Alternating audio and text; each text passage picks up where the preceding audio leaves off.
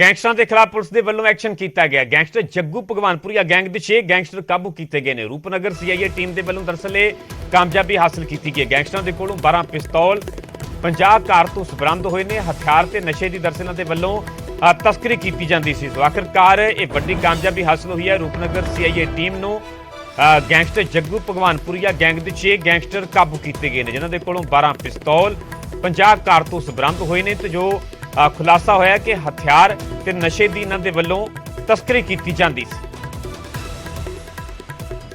15 ਦਸੰਬਰ ਨੂੰ ਇਨਫੋਰਮੇਸ਼ਨ ਆਈ ਸੀ। Specific information ਦੇ ਉੱਪਰ ਸੀਆਈਏ ਨੇ 4 ਲੋਕ ਅਰੈਸਟ ਕੀਤੇ ਸੀ, ਜਿਨ੍ਹਾਂ ਦੇ ਕੋਲੋਂ ਕਿ 4 ਵੈਪਨ ਜਿਹੜੇ ਰਿਕਵਰ ਹੋਏ ਸੀ। ਜਦੋਂ ਉਹਨਾਂ ਦੀ ਬੈਕਵਰਡ ਫਾਰਵਰਡ ਲਿੰਕ ਵਿੱਚ ਅਸੀਂ ਵਰਕਆਊਟ ਕਰਨੀ ਸ਼ੁਰੂ ਕੀਤੀ, ਸਾਨੂੰ ਪਤਾ ਲੱਗਿਆ ਵੀ ਇਹਨਾਂ ਦੇ ਜੇਲ੍ਹ ਦੇ ਨਾਲ ਵੀ ਲਿੰਕ ਜੁੜਦੇ ਹੈਗੇ ਨੇ।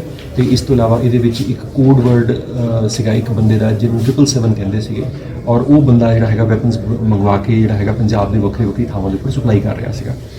ਉਸ 777 ਨੂੰ ਆਇਡੈਂਟੀਫਾਈ ਕੀਤਾ ਗਿਆ ਤਾਂ ਪਤਾ ਲੱਗਿਆ ਵੀ ਉਹ ਅੰਮ੍ਰਿਤਸਰ ਜੇਲ੍ਹ ਤੋਂ ਆਪਰੇਟ ਕਰ ਰਿਹਾ, ਤੇ ਉਹਨੂੰ ਆਪਾਂ ਫਿਰ ਪ੍ਰੋਡਕਸ਼ਨ ਕਰਨ ਤੇ ਲੈ ਕੇ ਆ ਕੇ ਤੇ ਉਹਦੇ ਸਾਥੀਆਂ ਨੂੰ ਲੈ ਕੇ ਆ ਕੇ ਹੁਣ ਆਪਾਂ 8 ਹੋਰ ਵੈਪਨ ਜਿਹੜੇ ਰਿਕਵਰ ਕੀਤੇ।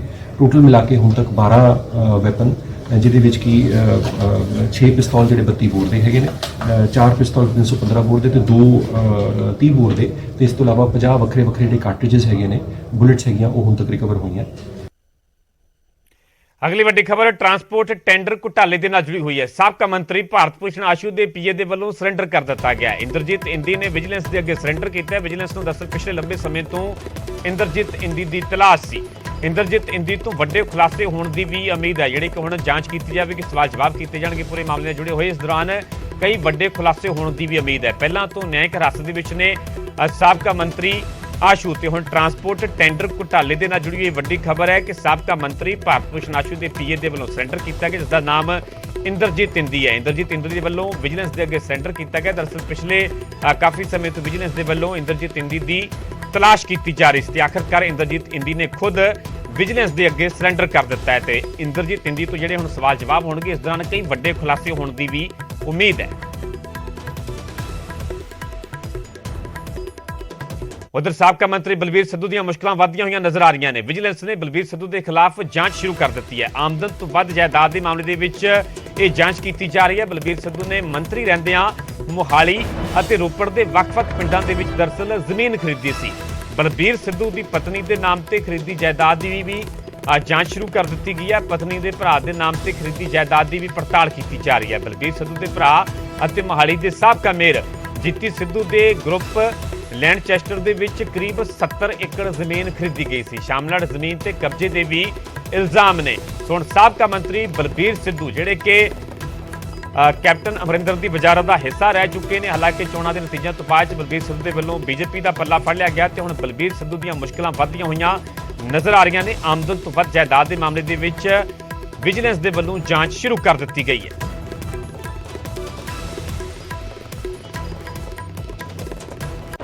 ਰੁਕ ਕਰਦੇ ਅਗਲੀ ਖਬਰ ਦਾ। ਕੱਲ ਤੋਂ ਰਾਹੁਲ ਗਾਂਧੀ ਦੀ ਭਾਰਤ ਜੋੜੋ ਯਾਤਰਾ ਦਾ ਆਖਰੀ ਗੇੜ ਹੈ। ਕਾਂਗਰਸ ਨੇ ਯਾਤਰਾ ਦਾ ਫਾਈਨਲ ਸ਼ੈਡਿਊਲ ਵੀ ਜਾਰੀ ਕਰ ਦਿੱਤਾ ਹੈ।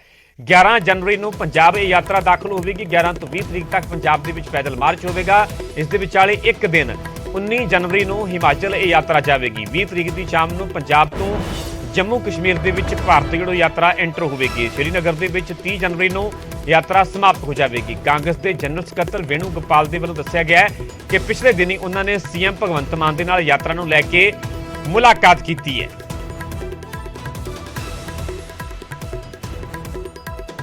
Listen to the people, large number of meetings. So far there have been 87 meetings, sitting interactions with 30-40 minutes with various groups.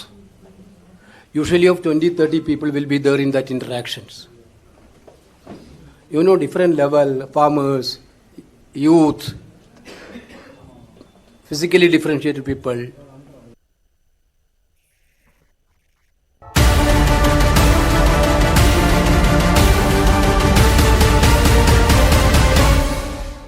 ਅਗਲੀ ਵੱਡੀ ਖਬਰ ਨੋਟਬੰਦੀ ਦੇ ਨਾਲ ਜੁੜੀ ਹੋਈ ਹੈ। ਨੋਟਬੰਦੀ ਦੇ ਨਾਲ ਜੁੜੀਆਂ ਪਟੀਸ਼ਨਾਂ ਜਿਹੜੀਆਂ ਕੋਰਟ ਦੇ ਵੱਲੋਂ ਖਾਰਜ ਕਰ ਦਿੱਤੀਆਂ ਗਈਆਂ ਨੇ। ਸੁਪਰੀਮ ਕੋਰਟ ਨੇ ਸਾਰੀਆਂ 58 ਪਟੀਸ਼ਨਾਂ ਨੂੰ ਖਾਰਜ ਕਰ ਦਿੱਤਾ ਹੈ। ਨੋਟਬੰਦੀ ਤੇ ਕੇਂਦਰ ਸਰਕਾਰ ਦਾ ਫੈਸਲਾ ਸਹੀ ਹੈ। ਸੁਪਰੀਮ ਕੋਰਟ ਦੇ ਵੱਲੋਂ ਨੋਟਬੰਦੀ ਤੇ ਕੇਂਦਰ ਦੇ ਫੈਸਲੇ ਨੂੰ ਸਹੀ ਠਹਿਰਾਇਆ ਗਿਆ। ਸੁਪਰੀਮ ਕੋਰਟ ਦਾ ਕਹਿਣਾ ਹੈ ਕਿ ਆਰਥਿਕ ਫੈਸਲੇ ਨੂੰ ਪਲਟਿਆ ਨਹੀਂ ਜਾ ਸਕਦਾ।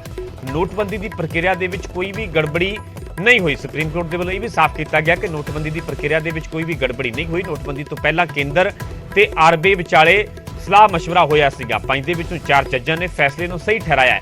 ਜਸਟਿਸ BV ਨਾਗਰਤਨਾ ਦਾ ਫੈਸਲਾ ਬਹੁਮਤ ਤੋਂ ਅਲੱਗ ਹੈ। ਕੇਂਦਰ ਸਰਕਾਰ ਨੇ ਦਰਅਸਲ 2016 ਦੇ ਵਿੱਚ ਨੋਟਬੰਦੀ ਕੀਤੀ ਸੀ। ਉਸ ਵੇਲੇ 500 ਤੇ 1000 ਰੁਪਏ ਦੀ ਕਰੰਸੀ ਨੂੰ ਬੰਦ ਕਰ ਦਿੱਤਾ ਗਿਆ ਸੀਗਾ। ਦੱਸ ਦਈਏ ਕਿ ਨੋਟਬੰਦੀ ਦੇ ਖਿਲਾਫ ਕਰੀਬ 58 ਪਟੀਸ਼ਨਾਂ ਦਾਖਲ ਕੀਤੀਆਂ ਗਈਆਂ ਸਨ, ਜਿਨ੍ਹਾਂ ਨੂੰ ਅੱਜ ਕੋਰਟ ਦੇ ਵੱਲੋਂ ਰੱਦ ਕਰ ਦਿੱਤਾ ਗਿਆ।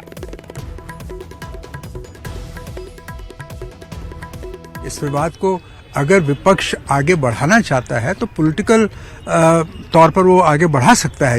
ये ऑपोजिशन पार्टीज के विवेक के ऊपर है। कानूनी जो बहस थी इसके मुताल्लिक आज वो खत्म हो गई है, अनलेस कोई क्यूरेटिव पिटीशन डाले या रिव्यू पिटीशन डाले, मगर मुझको लगता नहीं कि उसमें फैसले में कोई लंबा चौड़ा बदलाव होने की। सर, सुप्रीम कोर्ट ने भी कहा कि उस समय बड़ी कहीं ना कहीं लोगों को परेशानियां हुई, लेकिन एक बड़े काम को पूरा करने के लिए इस प्रकार के फैसले लेने पड़ते हैं। सर, आपका कोर्ट क्या है? ये तो बिल्कुल प्रोपोजिशन करेक्ट है कि कभी कभी बड़े फैसले जब लिए जाते हैं तो कहीं ना कहीं किसी न किसी को कठिनाई होती है, मगर एक सवाल आज भी खड़ा है कि क्या वो जो मुद्दे थे, क्या जो लक्ष्य थे डिमोनेटाइजेशन के, काले धन पर रोक लगाना, करप्शन खत्म करना, क्या वो मुद्दे हम अचीव कर सके हैं कि नहीं? क्या वो ऑब्जेक्टिव हम अचीव कर सके हैं नहीं? ये सवाल तो देश के सामने है, और इसको लेकर अगर विपक्ष कोई बात करना चाहे तो वो विपक्ष के विवेक के ऊपर है। सवाल आज के जजमेंट के बाद ये है कि कानूनी विवाद अब इस पर खत्म होना चाहिए। देश के सर्वोच्च न्यायालय ने अपनी मोहर लगाई है सरकार के इस फैसले में।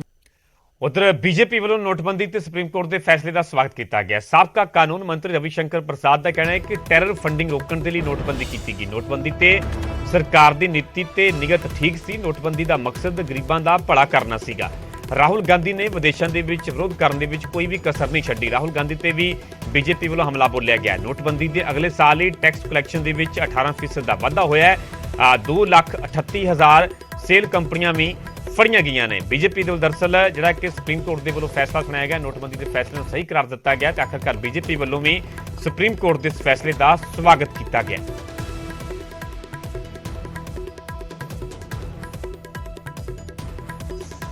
कितना बड़ा तूफान हंगामा खड़ा किया गया था कांग्रेस पार्टी ने डिमोनेटाइजेशन को लेकर के। यह सिर्फ यही नहीं हुआ था, राहुल गांधी विदेश में भी जाते थे तो इसी के बारे में बोलते थे, आपको मालूम है। और दूसरी बात क्या है कि जिस तरीके से शब्दों का प्रयोग किया गया, बाकी किया गया, वो बहुत ही दुर्भाग्यपूर्ण है। एक बात हम बार बार कहते थे और बड़े गर्व से कहते थे कि डिमोनेटाइजेशन का उद्देश्य गरीब कल्याण भी है। ये जो हमारे कांग्रेस के बंधु लेड बाय राहुल गांधी बार बार ये हल्ला करते थे, तो कभी आप समझने की कोशिश करते हैं क्या? क्योंकि राहुल गांधी जी के बारे में मैं एक बात कहूंगा, वो समझते हैं तभी जब कोर्ट का फैसला होता है, उसके पहले वो नहीं समझते। टुडे आई वांट टू से with full sense of responsibility that Congress party in its own way promoted and protected informal economy elements in the country. आज का सुप्रीम कोर्ट का फैसला सराहनीय व स्वागत योग्य है। इस सच की जीत हुई है। जो लोग लगातार देश की अर्थव्यवस्था को कमजोर करने के लिए, देश की अर्थव्यवस्था ताकतवर न हो, विश्व के अंदर भारत का नाम न बढ़ जाए, उसके लिए भ्रम पैदा कर रहे थे, कुप्रयास कर रहे थे, जिन्हें देश की तरक्की पच नहीं रही थी, आज उनके मुंह पर गहरी चोट लगी है। यह फैसला सच का बोलबाला और झूठ का मुंह काला ये साबित करता है। प्रधानमंत्री नरेंद्र मोदी जी लगातार देश की अर्थव्यवस्था को मजबूत करने के लिए काम कर रहे हैं।